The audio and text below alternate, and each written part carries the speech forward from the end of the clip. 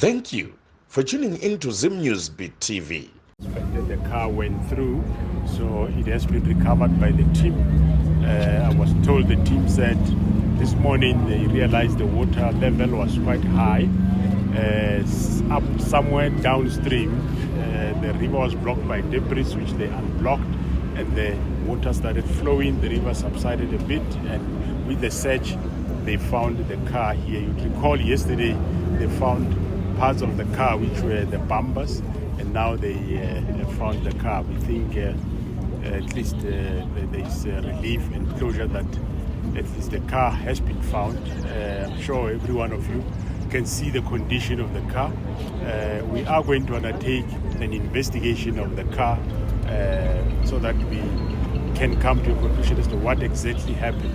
But from I think the look of eyes, when you can see that the car looks like it capsized first before it impacted on the wall, including the barrier on the side, and then eventually went into the water. So we unfortunately have this very, very bad closure. But some of the things that I would want to clarify is that because it looks like people believe that all the 5 bodies that we found them here, which is not the case. Remember, our colleagues left the 23rd from Bloemfontein in the evening around 2200 hours, and the car was lost here, the signal and the phones around on the Thursday morning, somewhere after 2 o'clock. That's when the signal died at this very specific place where we are. That was Thursday. And then on Saturday, while the search team were going through the river, on Saturday, downstream, the same river, but next to N40, that is Ben Schoeman Highway, that's where then they found a car, a Renault, in the river. Monday. It was Monday. Yeah, Monday. Yeah, Monday. They found the Renault in the river, and this Renault belonged to one of our gardener who works at Littleton. If I can orientate you so that everybody can understand that the Renault was not found here. This is the Ben Schoeman Highway. This is the same river, Hennops River. It goes under the highway. So there is another bridge there, if those that can see. So our gardener's car fell right here where you see sort of a dam in the river. Here is a circle. Straight from the circle, he fell in there with the car, and that's where his car was found Monday afternoon. He doesn't stay very far from this place. There is a police barracks here, those that know the place. He stays in this barracks here. Hence, the wife, when he checked on the tracker, he saw that the car is 1 kilometer away from home, but the guy did not arrive home. So you can see the distance from the barracks to this bridge is not very far. The wife said, the tracker said, the car is on the circle.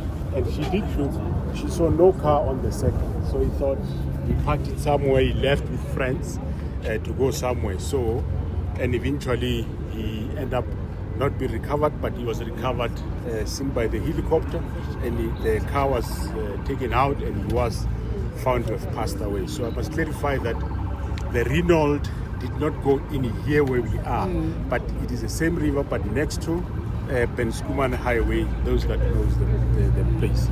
And the other body of a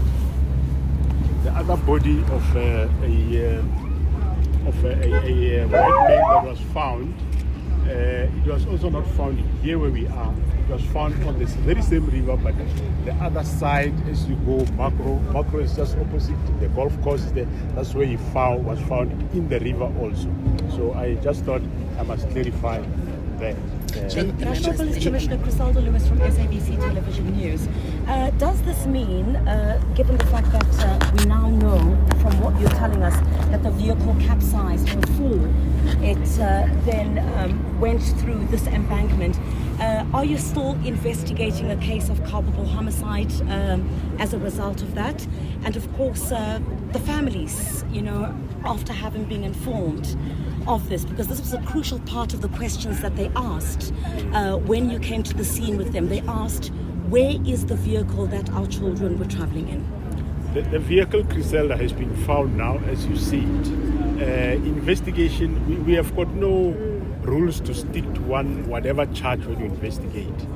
Forensics, they're going to go through the car, look thoroughly on the car, and the fact that I'm saying it looks like it capsized first. Remember, I'm not an expert, it's what I'm seeing. But they will be able to determine, because they are engineers, they are qualified people. They will thoroughly investigate the car. They'll be able to tell us exactly what happened to the car.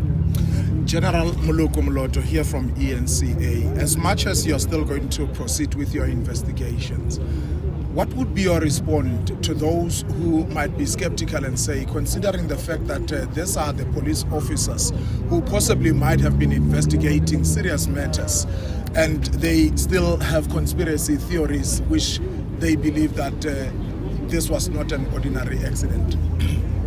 Look, Moloto, I think we need to give the investigation a space. Let's not be prophets of everything. Let's allow the investigation to proceed. We know that through whatever means our investigators were brought to this place where we are as a result of the technology they used, meaning yes, indeed the car did drive to here. And you'd remember I did indicate that up the road at the Brakfontein interchange, there is a camera that showed us the car driving down. So at the end of the day, we can't rule out anything, but we can't conclusively say this is what has happened. Let's give let's give it space.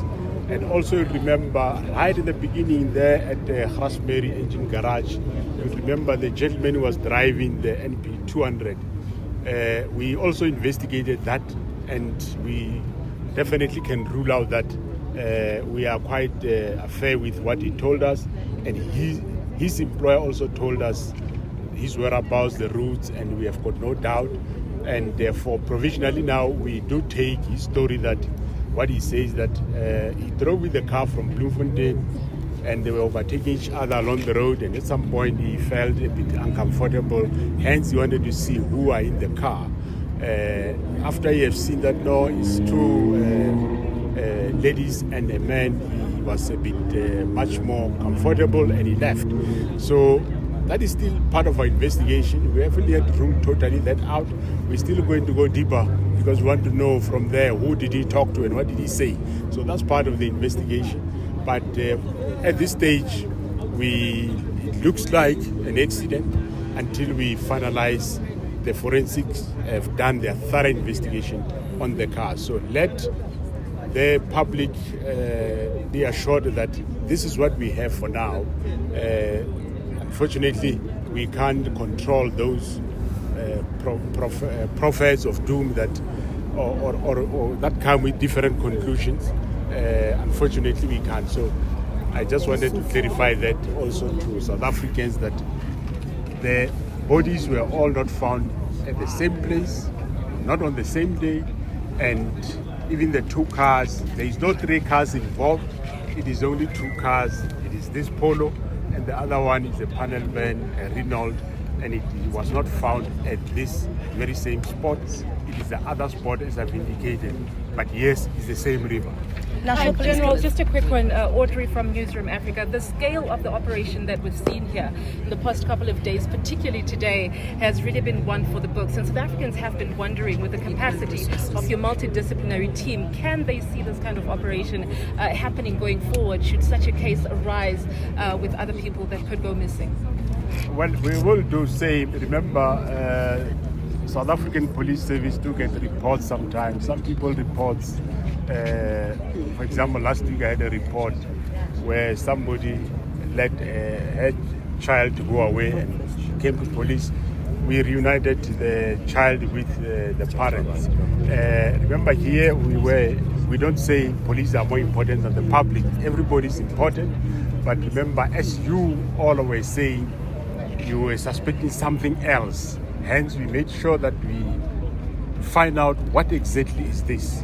And now we culminate with what we have seen here today. National Police Commissioner Crisaldo Lewis from SABC Television News once again. Part of what we saw being retrieved from the vehicle was a handbag, what looked to be a service book, what also looked to be a cloth. Does this mean that the search is completely called off? Is there anything else that you're still looking for, that you still need to look for? Perhaps if we know if the police officers had been carrying firearms that might have been discarded in this river at the time, are you still looking for possible further items? The families will check what we have found, and they will be able to advise and guide us what else is still missing, and we'll keep on looking into whatever the family says is missing from the car.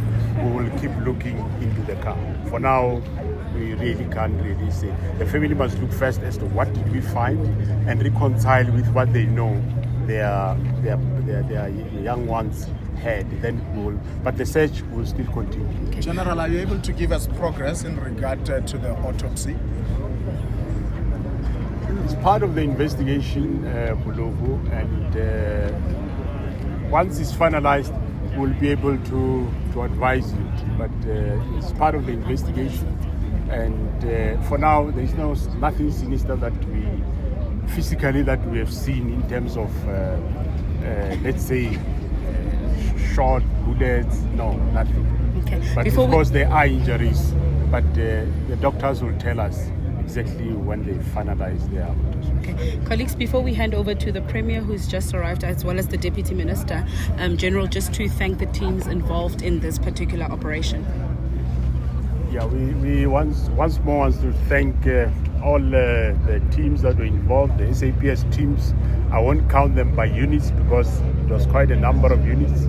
Also the city of Tshwane, the provincial government and the law enforcement from the government, the helicopters, and also the private sector. The private sector did play a very critical role. Number of private security industries that partake. I also want to mention one by one because there was quite a number of private security companies that were involved. So we thank the teams for the hard work, and at least we say now we can be relieved. We know we have recovered. Me and myself and the Premier now just came back from the Workers' Day rally in Sharpeville, where the Pop comrades who were working with them were still saying that they wish they get the cars. And like the Premier said, it's a mixed feeling. I can't say I'm happy, I can't say I'm sad, but there's something at least that we can go forward. But also, let me take this opportunity to thank the National Commissioner of Police. I know we always blame, and when things are done, we don't say them. Maybe we say them when they're dead. The National Commissioner, after hearing this, he was leading the team himself, and we saw him going up and down, being with us, being with the family, even arranging the SAPS jet to go and pick up the family and take them to. So we'd like to thank you, Tao, for the guidance that you've given our team. But also, as we're asking, yes, in the SAPS we have the teams with their expertise, where they are able to do, they are doing them. What we can do as the media, maybe we might want to support them and not necessarily be hard on them. They were in this water. We saw them here getting parts, part by part. And, sometimes you can just be proud of being able to work with colleagues like that. That's why we're asking more money to say we need more skills so that we're able to serve our country very well. So we'd like to thank you again and also thank the team. We thanked them that night when you were with us. You saw them from all sectors, and we still want to thank them now. For these and more stories, tune into Zim News Bit TV